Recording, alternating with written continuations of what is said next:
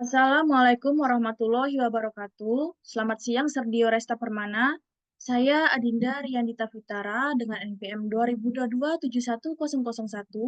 Jadi, di sini saya akan mempresentasikan tentang hasil laporan kegiatan praktik kerja lapangan atau PKL di bidang administrasi perpustakaan di SMA Negeri 11 Palembang tahun 2025 tahun 2026. Adapun isi daftar isi dari laporan saya, yang pertama itu ada bab 1. Bab 1 menjelaskan tentang latar belakang, sasaran kegiatan, serta tujuan dari praktek kerja lapangan. Bab 2 itu menjelaskan tentang profil sekolah. Bab 3 menjelaskan pembagian tugas-tugas. Bab 4 menjelaskan masalah dan pemecahan masalah. Bab 5 menjelaskan tentang kesimpulan dan saran. Oke, jadi bab 1 itu adalah latar belakang. Praktik kerja lapangan atau PKL adalah kegiatan wajib bagi mahasiswa Universitas Indo Global Mandiri untuk menerapkan ilmu perkuliahan dalam dunia kerja nyata. PKL membantu mahasiswa mengembangkan keterampilan profesional seperti komunikasi, disiplin, dan pemecahan masalah, sekaligus mempersiapkan mereka menghadapi dunia kerja. Di FKIP, PKL bertujuan menghubungkan teori pendidikan dengan praktik di sekolah. Mahasiswa pendidikan bahasa Inggris melaksanakan PKL semester 6 selama 1 bulan di SMA Negeri 11 Palembang. Kegiatan ini memberi pengalaman langsung dalam lingkungan sekolah. Nah, jadi laporan ini membahas kegiatan PKL penulis di Divisi Perpustakaan SMA Negeri 11 Palembang, termasuk permasalahan yang ditemukan dan solusi yang akan dilakukan.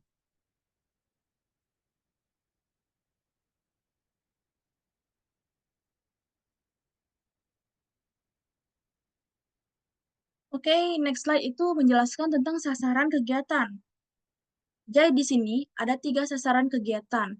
Yang pertama itu ada menghasilkan calon sarjana Universitas Indo Global Mandiri yang profesional dengan penguasaan materi yang luas dan mendalam, baik dari segi teori maupun praktik, untuk mempermudah dalam menghadapi dan menyelesaikan berbagai masalah. Nah, yang kedua itu membekali calon sarjana Universitas Indo Global Mandiri dengan pengetahuan mendalam mengenai administrasi pendidikan dan administrasi perkantoran, sesuai dengan bidang atau program studi mereka. Dan yang ketiga itu memberikan pengalaman dan keterampilan kepada mahasiswa sebagai bagian dari pengembangan mereka, sehingga mereka siap untuk ditempatkan di berbagai posisi setelah lulus. Oke, selanjutnya ada tujuan kegiatan dari praktek kerja lapangan. Ini terbagi menjadi 3. Yang pertama itu ada untuk mahasiswa, untuk universitas, dan untuk sekolah. Untuk mahasiswa, itu PKL bertujuan membekali mahasiswa dengan keterampilan akademik, pengalaman kerja, kemampuan beradaptasi di dunia kerja, menerapkan teori perkuliahan secara langsung, serta membangun kerjasama dengan instansi terkait. Nah, untuk universitas, PKL bertujuan mendukung pelaksanaan Tridharma perguruan tinggi, menjalin kemitraan dengan berbagai lembaga atau instansi, serta menyediakan wadah bagi mahasiswa untuk mengembangkan keterampilan profesional. Dan yang terakhir itu ada untuk sekolah. Untuk sekolah sendiri, PKL bertujuan memberikan ilmu dan pengalaman kepada mahasiswa dalam bidang administrasi sekolah, termasuk administrasi tata usaha, perpustakaan, komite, maupun operator. Nah, selanjutnya itu kita masuk ke bab 2 yang menjelaskan tentang keadaan umum sekolah. Yang pertama itu ada profil sekolah, struktur organisasi, visi dan misi. Yang terakhir itu ada nama dan tugas pegawai. Profil sekolah sendiri memuat informasi umum mengenai sekolah dan berdasarkan data yang didapat dari arsip tata usaha tahun 2025. Jadi, SMA 11 merupakan salah satu sekolah menengah atas yang terakreditasi amat baik dan memiliki sekitar 1.320 siswa yang terbagi dalam 27 kelas. Nah, selanjutnya itu ada struktur organisasi. Ini memuat informasi tentang tanggung jawab dari setiap pihak dalam pengelolaan sekolah. Jadi, mulai dari kepala sekolah, wakil kepala sekolah, tenaga pendidik, staf administrasi yang mendukung jalannya kegiatan sekolah. Yang ketiga itu ada visi dan misi. Ini memuat informasi tentang tujuan jangka panjang dari sekolah dan strategi untuk mencapainya. Visinya, terwujud sekolah yang bermutu, berlandaskan karakter bangsa, dan berwawasan lingkungan. Jadi, visi ini menekankan pada mutu pendidikan, pembentukan karakter, dan lingkungan yang berwawasan luas. Dan yang terakhir itu ada nama dan tugas pegawai. Ini memuat tentang informasi nama, jabatan, NIP, dan status. Nah, jadi ini ada tugas dan tenaga pendidik pegawai. Jadi di SMA 11 itu ada tenaga pendidik yang berjumlah 83 orang dan memiliki tenaga administrasi yang berjumlah 22 orang. Nah, tugas tenaga pendidik sendiri yaitu mengajar sesuai kurikulum dalam metode yang sudah ditetapkan. Dan yang kedua itu adalah merencanakan pembelajaran atau silabus dan RPP. Yang ketiga itu memastikan pemahaman dan menyesuaikan metode mengajar, serta membimbing karakter keterampilan sosial siswa. Dan yang terakhir itu adalah keterampilan untuk mengikuti pelatihan serta meningkatkan kompetensi. Oke, next itu kita akan menjelaskan tentang situasi dan kondisi tentang keadaan lingkungan fisik dan keadaan sosial sekolah. Ini terbagi menjadi 5. Yang pertama itu ada situasi dan kondisi sekolah. Yang kedua ada muatan kurikulum. Yang ketiga ada kriteria kenaikan dan kelulusan. Yang keempat ada kegiatan pengembangan diri. Yang kelima itu ada sarana dan prasarana serta prestasi siswa. Jadi yang pertama itu ada situasi dan kondisi sekolah. Jadi, SMA 11 Palembang berlokasi strategis dan memiliki sekitar 1.320 siswa yang terbagi dalam 27 kelas dengan sistem pembelajaran 2 shift, yaitu pagi dan siang. Yang kedua itu ada muatan kurikulum. Nah, sekolah SMA 11 ini menggunakan kurikulum merdeka yang berfokus pada pembelajaran selama 3 tahun, yaitu dari kelas 10 sampai kelas 12, dengan penekanan pada pengembangan kompetensi siswa. Yang ketiga itu ada kriteria kenaikan dan kelulusan. Nah, jadi kriteria kenaikan dan kelulusan itu adalah ada beberapa di SMA 11 yang meliputi penilaian, sikap, kehadiran sebesar 85%, serta keputusan Dewan Guru. Yang keempat itu ada kegiatan pengembangan diri. Nah, jadi kegiatan pengembangan diri ini terbagi menjadi 2. Yang pertama itu ada ekstrakurikuler dan non-ekstrakurikuler. Jadi ekstrakurikuler di SMA 11 sendiri itu ada OSIS, Pramuka, Paskibra, Paduan Suara, basket, voli, futsal, tari, English Club, rohis, taekwondo, karate, dan masih banyak lagi.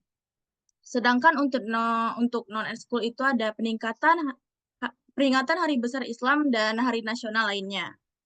Dan yang terakhir itu sarana dan prasarana prestasi siswa. Jadi, SMA 11 ini memiliki fasilitas yang sangat lengkap, seperti ruang kelas, laboratorium, perpustakaan, musola, UKS, lapangan, serta kantin. Oke, selanjutnya itu bab 3 yang menjelaskan tentang pembagian dan pelaksanaan tugas. Nah, jadi di sini terbagi menjadi 3 bidang. Yang pertama itu tata usaha, perpustakaan, serta komite atau dapodik. Untuk tata usaha sendiri, ini meliputi penulisan nilai dan biodata siswa ke dalam buku induk serta membantu administrasi kepegawaian lainnya. Nah, sedangkan perpustakaan itu meliputi mengecap dan memberi penomoran buku baru, menyusun dan membagikan buku kepada siswa, menginput data perpustakaan, serta menata buku di gudang sesuai kelas. Dan yang terakhir itu ada komite atau dapodik. Ini meliputi merekap dan menghitung pembayaran siswa tahun 2024 sampai 2025, serta memeriksa SK dan surat menyurat yang disusun berdasarkan bulan.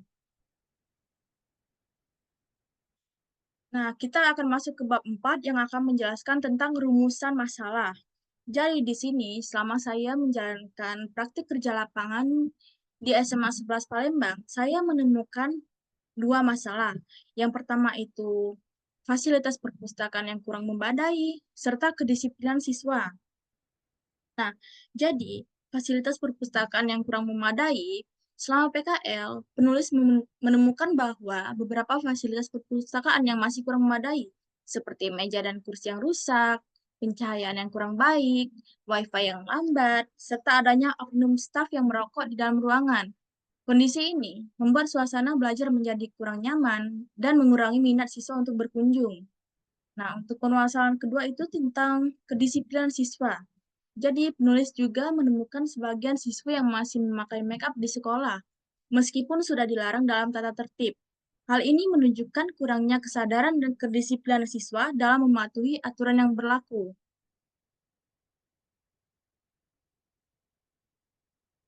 Nah, jadi di slide berikutnya, saya akan menjelaskan tentang pemecahan masalahnya. Jadi, yang pertama itu saya akan menjelaskan pemecahan masalah dari fasilitas perpustakaan yang kurang memadai. Ini terbagi menjadi 7. Yang pertama itu adalah memperbaiki dan menambah meja serta kursi yang sudah tidak layak. Yang kedua itu meningkatkan kualitas jaringan Wi-Fi agar akses belajar daring lebih lancar. Nah, yang ketiga itu memperbaiki kondisi ruangan dengan menambah ventilasi, kipas angin, atau pendingin dan pencahayaan. Yang keempat itu menambah koleksi buku sesuai kebutuhan siswa dan kurikulum. Yang kelima itu menegakkan aturan larangan merokok di perpustakaan secara tegas. Yang keenam itu menata ulang ruang perpustakaan dengan menambah sekat atau pintu kedap suara untuk mengurangi kebisingan. Yang ketujuh itu menerapkan aturan ketenangan di perpustakaan agar siswa lebih fokus belajar. Nah, di slide berikutnya itu akan saya jelaskan tentang pemecahan masalah tentang kedisiplinan siswa. Yang pertama itu, kita akan melakukan sosialisasi ulang tentang tata tertib terkait larangan make up. Yang kedua itu, memberikan nasihat dan pembinaan rutin mengenai penampilan sederhana sebagai pelajar. Yang ketiga itu, kita akan mengoptimalkan peran wali kelas dan guru BK dalam pengawasan dan bimbingan. Yang keempat itu, memberikan teguran lisan maupun tertulis kepada siswa yang melanggar. Yang kelima itu, kita akan melakukan pemeriksaan rutin sebelum masuk kelas untuk memastikan kepatuhan. Yang keenam itu, kita akan guru dan staf memberi teladan dalam menjaga penampilan sederhana dan rapi untuk sebagai contoh siswa-siswa lainnya. Nah, di sini juga saya akan menjelaskan tentang hasil wawancara yang saya lakukan selama praktik kerja lapangan di SMA 11 Palembang. Nah, di sini terbagi menjadi 7 wawancara. Yang pertama itu ada wawancara bersama wakil kesiswaan. Yang kedua itu ada wawancara bersama wakil kurikulum. Yang ketiga itu ada wawancara bersama wakil sapras. Dan yang keempat ada wawancara bersama wakil humas. Yang kelima ada wawancara bersama kepala tata usaha atau TU. Yang keenam ada wawancara bersama kepala perpustakaan. Yang keenam itu ada wawancara bersama staf Dapodik. Nah, jadi untuk hasil wawancara wakil kesiswaan adalah wakil kesiswaan bertugas mengevaluasi kegiatan siswa, membina kedisiplinan, serta menangani siswa yang bermasalah. Nah, untuk wawancara wakil kurikulum, ini adalah tugasnya bertanggung jawab melaksanakan, dan mengevaluasi program kurikulum serta serta mengelola perangkat pembelajaran. Yang ketiga itu ada wawancara bersama Wakasarpras. Dari hasil wawancara, Wakasarpras bertugas membangun hubungan baik dengan masyarakat untuk menyampaikan informasi penting terkait sekolah. Nah, yang keempat itu ada wawancara bersama Wakahumas. Nah, Wakahumas sendiri bertanggung jawab untuk membangun hubungan baik dengan masyarakat untuk menyampaikan informasi penting terkait sekolah. Nah, yang kelima itu ada wawancara bersama kepala tata usaha. Jadi, kepala tata usaha ini bertugas mengoordinasikan seluruh administrasi sekolah dan memastikan layanan administrasi berjalan dengan efektif atau berjalan dengan baik. Nah, yang keenam itu ada wawancara bersama kepala perpustakaan. Jadi, kepala perpustakaan itu bertugas untuk mengatur pengelolaan buku, peminjaman buku, dan penyimpanan agar layanan perpustakaan berjalan dengan tertib dan baik. Nah, yang terakhir itu ada wawancara bersama staf Dapodik. Jadi, staf Dapodik ini bertugas untuk mengelola dan memastikan keakuratan data untuk kebutuhan administrasi dan penerbitan ijazah siswa. Nah, selanjutnya kita akan masuk ke bab 5, yaitu kesimpulan. Jadi, kesimpulannya selama saya menjalankan praktik kerja lapangan di SMA 11 Palembang, yaitu pelaksanaan PKL di SMA Negeri 11 Palembang memberikan pengalaman berharga bagi penulis, baik dalam pekerjaan administrasi maupun dalam berinteraksi di lingkungan sekolah. PKL ini membantu penulis memahami penerapan teori yang dipelajari di kampus, serta menumbuhkan sikap disiplin, tanggung jawab, dan kerjasama. Selama kegiatan PKL ini juga, penulis juga melihat beberapa hal yang perlu diperbaiki, seperti fasilitas perpustakaan dan kedisiplinan siswa. Jadi secara keseluruhan, PKL ini menjadi bekal penting untuk meningkatkan keterampilan kerja dan membangun sikap profesional dalam dunia pendidikan.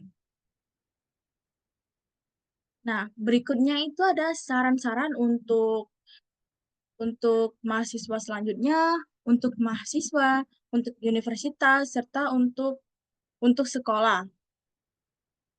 Nah, untuk mahasiswa selanjutnya adalah sebaiknya melakukan persiapan yang lebih matang, baik dalam pengetahuan maupun keterampilan sebelum melaksanakan PKL.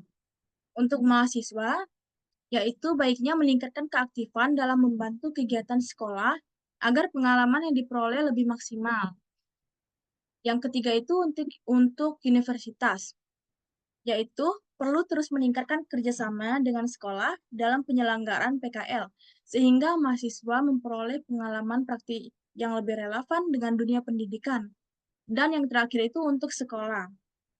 Jadi, disarankan untuk melakukan perbaikan dan penambahan fasilitas perpustakaan agar lebih nyaman digunakan oleh siswa.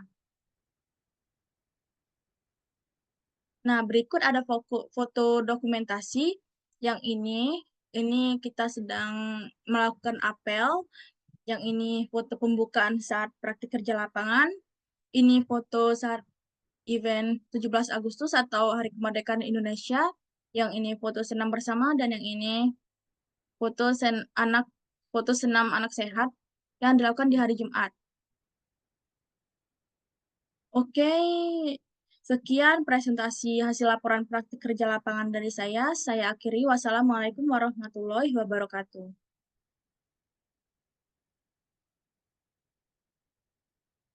Mana, Cak?